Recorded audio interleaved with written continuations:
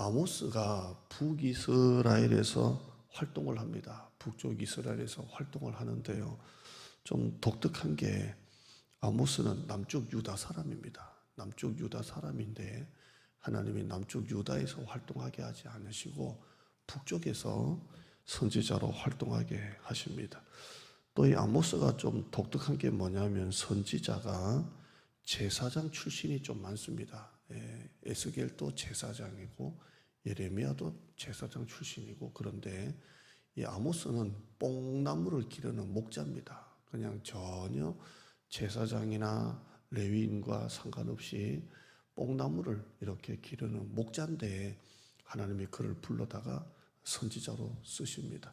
우리는 이래서 못한다, 저래서 못한다, 연말에 하나님이 일을 시키려고 하면 아유 목사님 이래서 힘들어요, 저래서 힘들어요, 요즘에 할 형편이 아니에요, 이렇게 하지만 하나님은 하나님이 쓰시고자 하는 사람은 쓰시는 겁니다. 뽕나무 기르는 목자도 쓰시고 제사장도 쓰시고 학벌, 실력, 조건, 외모 다 상관없이 하나님은 쓰시고자 하는 자는 쓰신다는 겁니다. 아모스서 시작은 이방 나라를 향한 심판에 대해서 말씀합니다. 시작하자마자 서너 가지 죄로 말미암아 내가 그들을 벌하리라, 이런 말씀이 계속되잖아요. 서너 가지 죄로 말미암아, 서너 가지 죄로 말미암아, 서너 가지 죄로 말미암아 내가 돌이키지 아니하고 벌하리라. 그런데 이 대상이 이방 나라입니다. 이방 나라들에서 쭉 얘기하고 난 다음에 3장부터는 이스라엘을 향해서 말씀합니다. 1장에서 2장까지는 이방 나라의 서너 가지 죄로 말미암아, 서너 가지 죄로 말미암아, 그러다가 3장부터는 그 정점에 이스라엘을 딱 올려놓고 그들을 향한 심판을 말씀하는 겁니다. 나는 이래서 괜찮겠지, 저래서 괜찮겠지 해서는 안 됩니다. 우리 모두는 죄를 다 조심해야 되고 또 우상을 멀리해야 되고 말씀대로 살아야지. 하나님은 이방인도 심판하시고 이스라엘도 심판하시는 하나님이십니다. 우리는 항상 죄를 조심해야 돼요.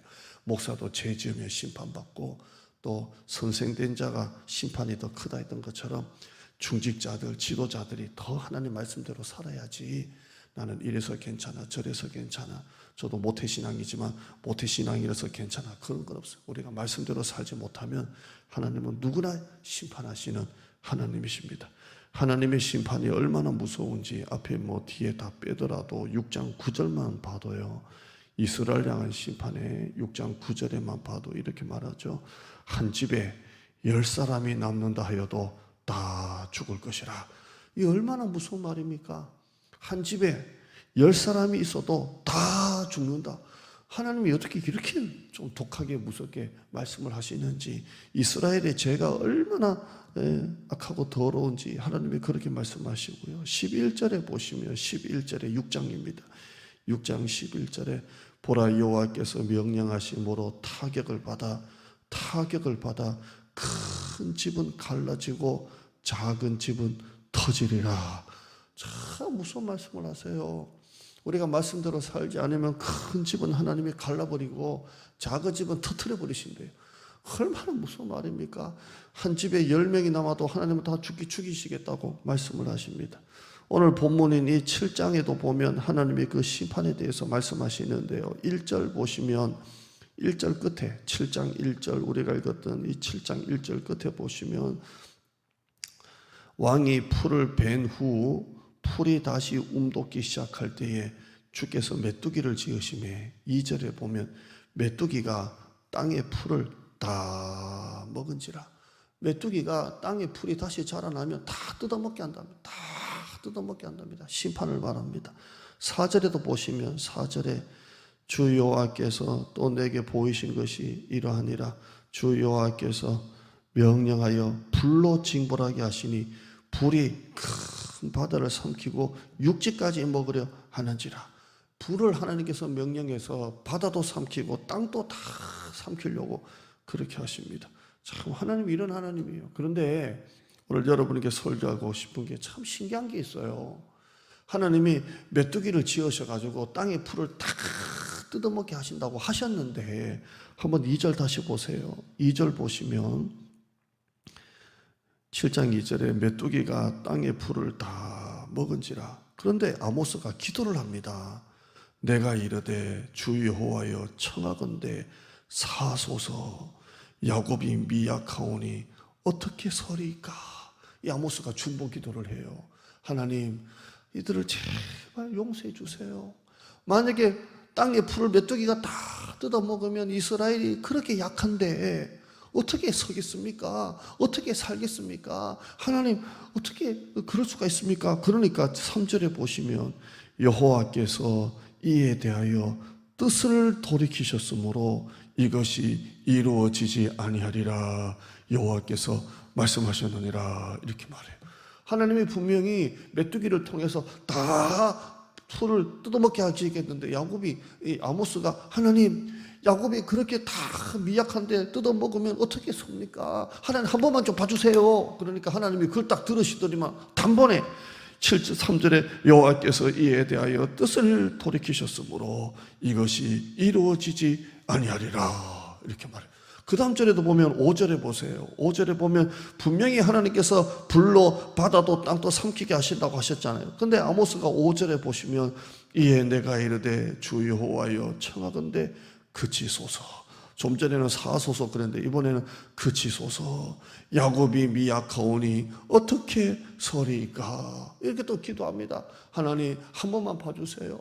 야곱이 미약한데 불로 다 삼켜버리면 어떻게 서겠습니까 하나님. 그러니까 하나님께서 6절에 보면 또 단번에 또 이렇게 말해요. 6절에 주 여호와께서 이에 대하여 뜻을 돌이켜 주 여호와께서 이르시되 이것도 이루어지지 아니하리라 이렇게 말해요. 참 기가 막히죠. 분명히 심판하시겠다 해놓고 아모스가 하나님 한 번만 봐주세요. 어떻게 살겠습니까? 어떻게 섭니까? 야곱이 미약합니다. 그러니까 하나님께서 이것도 내가 뜻을 돌이켜서 이루어지지 않게 하시겠다 이렇게 하십니다. 아모스가 하나님이 심판을 말씀하실 때마다 야곱이 미약한데 너무 그렇게 심하게 하시면 어떻게 삽니까? 그러니까 하나님이 뜻을 돌이키십니다. 제가 이 본문 읽으면서 큐티하다가 이렇게 제목을 썼습니다. 우리 하나님은 마음이 약하시구나 이렇게 했어요. 오늘 설교 제목이 마음 약하신 하나님이에요. 한번 따라 하실까요? 하나님은 마음이 약하시다. 우리 하나님은 마음 약하신 하나님이십니다. 창세기 18장에 보면 하나님께서 아브라함에게 내가 소돔과 고모라를 내가 멸하겠다 이렇게. 그런데 아브라함이 그 얘기를 듣고 난 다음에 하나님 가지 마세요. 천사죠. 가지 마세요. 어떻게 소돔과 고모라 성을 그렇게 다 멸하시면 의인도 함께 죽이려고 하십니까? 그 성에 의인이 있으면 어떡합니까 하나님? 의인이 50명만 있어도 하나님 어떡하겠습니까? 그러니까 하나님께서 내가 그러면 의인이 50명만 있어도 내가 안 하겠다. 하나님 45명은요, 하나님 40명은요, 하나님 30명은요, 20명은요, 10명은요, 하나님께서 내가 그 정도만 있어도 안 하겠다 이렇게 하세요. 우리 하나님은 마음이 약하신 하나님이세요. 오죽하면 요나 선지자가 니느웨에 가서 심판을 말합니다. 너희가 회개하지 않으면 하나님이 네 땅을 너희가 곧 하나님께서 이 땅을 멸하시겠다. 40일이 지나면 이 땅을 하나님께서 다 멸망시킨다 그랬거든요. 그런데 이 니느웨 사람들이 이방 나라 사람들인데 요나의 한마디를 듣고 왕부터 짐승까지 베옷을 입고 회개를 합니다. 하나님 용서해 주세요. 요나는 니느웨 사람들이 회개할 줄을 몰랐거든요. 그런데 하나님의 심판만 말했는데 이 니느웨 사람들이 이 말만 듣고 회개를 하는 거예요. 이스라엘 사람들도 회개를 안 하는데 니느웨 사람들이 막 베옷을 입고 왕부터 짐승까지 하나님 앞에 회개를 하니까 하나님의 뜻을 돌이켜서 그들을 멸망하지를 않는 거예요. 그러니까 요나가 뿔따구가 났어요. 아니 우리 이스라엘은 하나님이 맨날 두들겨 패면서 이 니느웨 사람들은 회개한 것도 신기한데 회개하고 나니까 하나님의 뜻을 돌이키시는 거예요. 하나님이 심판을 하지 않는 거예요. 그래서 요나가 뿔따구가 나가지고 하나님 이 니느웨 사람들 죽이려고 했으면 죽이셔야지 왜 그냥 놔둡니까? 그러니까 하나님께서 뭐라고 말씀하세요? 요나서 4장 10절 화면에 보시면 여호와께서 이르시되 네가 수고도 아니하였고 재배도 아니하였고 하룻밤에 났다가 하룻밤에 말라버린 이 박농쿨을 아꼈거든. 11절 말씀 한번 읽어보실까요? 시작. 하물며 이 큰 성읍 니느웨에는 좌우를 분별하지 못하는 자가 12만 명이요 가축도 많이 있나니 내가 어찌 아끼지 아니하겠느냐 이렇게 하세요. 하나님은 마음이 약하신 하나님이세요. 우리가 울기만 해도 하나님은 마음이 약하신 하나님이세요. 저는 모태신앙이잖아요. 저는 지금까지 신앙생활하면서 하나님 앞에 두들겨 맞은 적도 얼마나 많겠습니까? 저희 어머니가 아들 주시면 목사로 갖다 바치겠습니다라고 그렇게 소원기도 했는데 그거 안 하려고 뻗어기고 그렇게 두들겨 맞았을 때가 얼마나 많은지 몰라요. 그런데 우리 하나님이 얼마나 마음이 약하신지 울기만 해도 하나님은 다 용서해 주시는 거예요. 여러분, 자식한테 끝까지 독한 부모가 어디 있어요? 자식이 조금만 미안하다 그러면 마음이 다 풀리는 게 부모 아니에요? 하나님이 우리에게 왜 이렇게 마음이 약하십니까? 우리를 사랑해서 그런 것입니다. 에스겔서 33장 11절에 나는 악인이 죽는 것을 기뻐하지 아니하고 악인이 그의 길에서 돌이켜 떠나 사는 것을 기뻐하노라. 이스라엘 족속아 돌이키고 돌이키라. 너희 악한 길에서 떠나라. 어찌 죽고자 하느냐. 하나님의 마음이 들어있는 거예요. 돌아오라, 돌아오라. 돌아오기만 하면 내가 너희들을 용서해 주겠다라고 하십니다. 사랑하는 여러분, 우리 하나님은 마음이 약하신 하나님이십니다.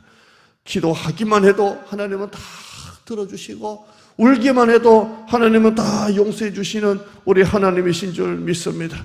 우리를 사랑하시는 하나님입니다. 사랑하니까 마음이 약하신 것입니다. 오늘도 이 하나님의 사랑, 마음 약하신 하나님 앞에 나가는 여러분 되시기를 주님의 이름으로 축원합니다. 하나님 감사합니다. 우리가 울기만 해도, 하나님을 찾지 않다가 찾기만 해도, 기도 안 하다가 기도하기만 해도, 하나님이 그렇게 금방까지만 해도 내가 너희들을 심판하시겠다 하셔놓고 하나님을 찾기만 해도 다 용서해 주시는 마음 약하신 하나님, 오죽하면 이방 나라 니느웨 땅도 회개하니까 내가 이들을 아낀다라고 하시는 하나님, 나는 악인이 죽는 것을 기뻐하지 아니하고 의인이 하나님의 말씀대로 돌아오는 것을, 악인이 그의 길에서 돌이켜 돌아오는 것을 기뻐하신다고 말씀하신 하나님, 아브라함이 소돔과 고모라 섬 그렇게 멸망하면 의인도 죽습니다라고 할 때 하나님은 그 기도를 다 들어주시는 마음 약하신 하나님, 우리 하나님이 그렇게 독하지 않는 이유는 우리를 사랑해서 그렇게 마음이 약하십니다. 하나님, 우리 사랑하는 성도들 이 마음 약하신 하나님 앞에 다 돌아와서 울기만 해도 다 용서해 주시고 기도하기만 해도 다 들어주시는, 하나님을 안 찾다가 찾기만 해도 다 품어주시는 그 하나님 앞에 우리 성도들이 다 나오게 하여 주시옵소서. 세상에 다 쓸데없는 데 마음 뺏기지 말고 하나님 앞에 나와 다 엎드려 하나님만 손만 내밀면 우리 손 잡아주시는 그 하나님, 그 하나님 앞에 우리 성도들이 다 나와 예배드리고 감사하고 하나님만 바라보며 사는 우리 성도들이 되어지게 하여 주시옵소서. 성도들의 가정마다 축복하여 주시고 기도의 제목마다 축복하여 주시고 그 상한 심령을 하나님께서 위로하여 주시옵소서. 교회를 세우시고 한국교회를 회복시켜 주시옵소서. 예수님의 이름으로 기도드리옵나이다. 아멘.